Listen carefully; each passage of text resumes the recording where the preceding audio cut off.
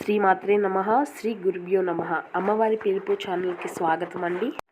ఆ అమ్మవారి యొక్క ఆశీస్సులు మనపై ఎప్పుడు ఉండాలని మనస్ఫూర్తిగా కోరుకుంటూ ఈరోజు వీడియోనైతే మొదలు పెట్టబోతున్నాను అండి. ఈరోజు వీడియోలో అమ్మవారు మనకు తెలియజేయబోతున్న సందేశం ఏమిటి అంటే, బిడ్డ, ఈరోజు నీ కోరిక తలుపు తట్టే సమయం ఆసన్నమైంది. ఇది అదృష్టం ఉంటేనే నీవు వినగలుగుతావు. ఒక్కసారి నేను చెప్పేది విను అనేసి అమ్మవారు అయితే ఒక చక్కని సందేశాన్ని అయితే తెలియజేయబోతున్నారండి. ఇక ఈ సందేశం ఏమిటి అనేసి అమ్మవారి మాటల్లోనే తెలుసుకుందాం. ఇక వీడియోని మొదలుపెట్టే ముందు ఒక చిన్న రిక్వెస్ట్ ఫ్రెండ్స్, నా ఛానల్ని కనుక ఎవరైనా కొత్తగా చూస్తున్న వారు ఉంటే నా ఛానల్ని అయితే సబ్స్క్రైబ్ చేసుకోండి. నా వీడియో కనుక మీకు నచ్చినట్లయితే ఒక చిన్న లైక్ చేయడం మాత్రం మర్చిపోకండి ఫ్రెండ్స్. ఇక వీడియోని అయితే స్టార్ట్ చేద్దాం. బిడ్డ, ఇన్ని రోజులకు నీ కోరిక తలుపు తట్టే సమయం అనేది వచ్చినది. నీవు ఇన్ని రోజుల నుండి నీవు పడినటువంటి కష్టాల నుండి విముక్తి అనేది కలిగేలా ఏర్పాటు చేస్తున్నాను తల్లి. కానీ నీవు ఒక్క పని అయితే చేయాలి. అది ఏమిటో నీకు చెబుతాను. అంతకంటే ముందు నీవు కొన్ని విషయాలను అంతకన్నా ముందు తెలుసుకోవాలి అని నీకు చెప్పబోతున్నాను. ఎప్పుడూ కూడా నీవు చెడు ఆలోచనలతో మనసులోనికి రానివ్వకు. ఎవ్వరికీ కూడా హాని కలిగించే పనులు ఎప్పటికీ చేయరాదు. నీవు నీ కష్ట సమయంలో ఎటువంటిది అంటే మంచితనంగా నీ యొక్క మనసును ఎంత ప్రశాంతంగా మంచి ఆలోచనలు కలిగి ఉంటావో అదేవిధంగా కష్టాలు అన్నీ కూడా తొలగిపోతాయి. తద్వారా అలానే ఉండాలి. గర్వం ఎన్నడూ కూడా నీ దరిదాపుల్లోని కూడా రానివ్వకుండా చూసుకోవాలి. ధనం చేతి నిండా ఉంది కదా అని ఎప్పుడూ కూడా అతిగా ఖర్చు పెట్టరాదు. అప్పుడు మామూలుగా పిల్లలను నిర్లక్ష్యంగా చూడకూడదు. లేని వారిని చూసి ఎన్నడూ కూడా హేళనగా చులకనగా మాట్లాడరాదు. నీ మనసులోని ఎవరికైనా సహాయపడాలి అని అనిపిస్తే సహాయం చెయ్యి, లేదంటే మౌనంగా ఉండిపో. పిల్లలను విలాసాలకు అలవాటు చేయరాదు. నలుగురిలో ఎలా ఉండాలి, తోటివారితో మెలిసి ఉండే విధానాన్ని నేర్పించు. ఇవి అన్నీ కూడా చేస్తేనే నా కష్టాల నుండి బయటకు తీసుకొస్తావా తల్లి, లేదంటే వాటిని నన్ను దూరం చేస్తావా అని నీవు అడిగితే నేను అవును అని చెప్పాలి. ఎందుకు తెలుసా? నేను ఒకటి అడుగుతాను, అది నీ దగ్గర ఉన్నంత వల్లనే నీకు ఈ కష్టాలు. దానిని నేను స్వీకరించి ఈ బాధల నుండి నీకు విముక్తిని కలిగిస్తాను. ఏమిటది? నీకు ఇచ్చే కానుక నా దగ్గర ఏమి ఉంది తల్లి అని నీవు అనుకుంటున్నావు కదూ. ఉంది కాబట్టే అడుగుతున్నాను బిడ్డ. నిన్ను ఇన్ని రోజులను ఇబ్బంది పెడుతున్నటువంటి నీ పాపకర్మలను నాకు ఇవ్వు. అది నా యొక్క ఖాతాలో వేసుకొని నీకు పుణ్యం కలిగేలా నీ కర్మఫలాలను నేను తగ్గిస్తాను. ఇది అంతా కూడా నీకు మాత్రమే అందిస్తున్నాను అని అనుకోవద్దు. కాదు తల్లి, ఎన్నో సంవత్సరాలుగా ఈ పని నేను చేయాలని ఉంది.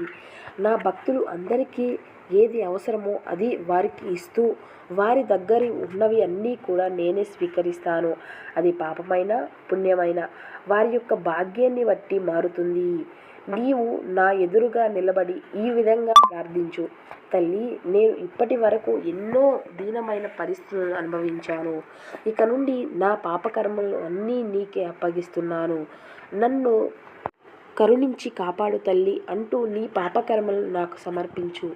ఆపై నీ జీవితంలో వచ్చేటటువంటి మంచి రోజులను నీవే గమనించు.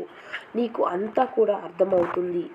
కానీ నేను చెప్పినవి అన్నీ నీవు పాటించాలి. గుర్తుపెట్టుకో, పాపకర్మలను నీవు దాటిపోవాలి. కానీ అప్పుడే నేను పుణ్యకర్మలను నీకు అందించగలుగుతాను తల్లి. నీకు ప్రతి విషయంలోనూ తోడుగా ఉంటాను. ఎప్పుడూ కూడా నిన్ను రక్షించుకుంటూ ఉంటాను. నా ఆశీస్సులు నీకు లేవని ఎప్పుడూ కూడా అనుకోవద్దు. నీవుగా గడిచిపోయిన రోజులను గుర్తు తెచ్చుకో.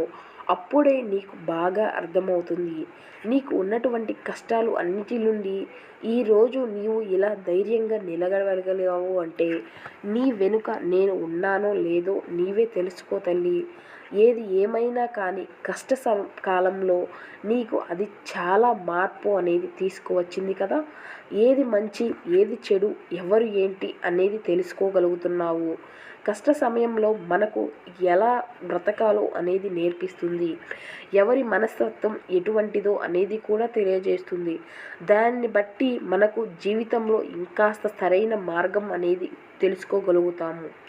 ఇన్నాళ్లకు నీవు పడిన ప్రతి ఒక్క సమస్య కష్టాలను అన్నీ కూడా తొలగించి నీవు కోరుకున్న విధంగా నీ సమస్యకు ఒక పరిష్కారాన్ని నీ ఇంటి ముందే నిల్చుని ఉన్నాను. తలుపు తీసి చూడు, నీ కోరిక కోరి ఆహ్వానించు బిడ్డ. నేను చెప్పినవి ఎప్పుడూ కూడా ఏ సందర్భంలో కూడా జీవితంలో ఎప్పుడూ కూడా మర్చిపోవద్దు. ఎన్నో జన్మలు దాటగా ఏదో ఒక మంచి చేసుకున్నావు కాబట్టే ఈ శరీరం అనేది నీకు లభించింది. ఈ శరీరం నీకు వచ్చినందుకు జీవితాన్ని ఆనందంగా గడుపుతూ మంచి పనులు చేస్తూ వాటి నుండి సంతోషం పెంచుకుంటూ నీ జీవితాన్ని నీవు కొనసాగిస్తూ మంచిగా జీవించాలి. మరలా హీనమైన ఉపాధులు పొందేలా తప్పు పనులు చేసి ఆ పాపాన్ని నా మీద మాత్రం పెట్టుకోవద్దు. నీ జీవితంలో ఏదీ కూడా నీ వెనుక రాదు కదా. కేవలం మనం సంతోషంగా గడిపిన క్షణాలు తప్ప నీవు సంపాదించింది ఏదీ కూడా నీ వెంట రాదు. కాబట్టి నీ మంచితనం పుణ్యం ఎదుటివారి హృదయంలో ప్రేమ తప్ప ఏది ఏమైనా కానీ ఇన్ని రోజులకు నీ కష్టకాలం అంతా కూడా తీరిపోయింది. నీవు కోరుకున్న విధంగా నీ కోరిక అనేది నెరవేరబోతుంది కదా బిడ్డ.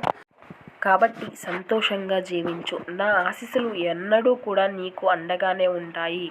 నేనెప్పుడూ కూడా నీ వెన్నంటే ఉంటాను. ఇది మర్చిపోకు. సంతోషంగా ఉండు. సర్వే జనా సుఖినో భవంతు. ఓం శ్రీ మాత్రే నమః. ఇది అండి ఈరోజు అమ్మవారి సందేశం. ఈ సందేశం మీ అందరికీ నచ్చింది అని అనుకుంటున్నాను. ఈ సందేశం మీ అందరికీ నచ్చినట్లయితే ఒక చిన్న లైక్ చేయడం మాత్రం మర్చిపోకండి ఫ్రెండ్స్. మరో చక్కని అమ్మవారి సందేశంతో రేపు మళ్ళీ కలుసుకుందాం.